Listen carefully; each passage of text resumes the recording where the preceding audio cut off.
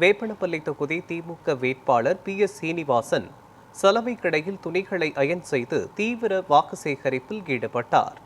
கிருஷ்ணகிரி மாவட்டம் வேப்பனப்பள்ளி தொகுதி திமுக வேட்பாளர் மற்றும் மாநில இளைஞரணி துணை செயலாளர் PS ஸ்ரீனிவாசன் எடவனஹள்ளி, முத்தம்பட்டி உள்ளிட்ட பல கிராமங்களில் வீதி வீதியாக சென்று வாக்கு சேகரிப்பில் ஈடுபட்டார். அவருக்கு செல்லும் இடமெங்கும் பேண்ட் வாத்தியம், மலர் தூவி ஆரத்தி எடுத்து உற்சாக வரவேற்பு அளிக்கப்பட்டது. பின்னர் பொதுமக்களிடையே பேசிய அவர், திமுக அரசின் 5 ஆண்டு கால சாதனைகளை எடுத்துரைத்து பொதுமக்களின் ஆதரவை கோரினார். மேலும் வெள்ளிச்சந்தை பகுதியில் சலவை கடையில் துணிகளை அயரன் செய்து மக்களை நேரடியாக சந்தித்து வாக்கு சேகரித்தார்.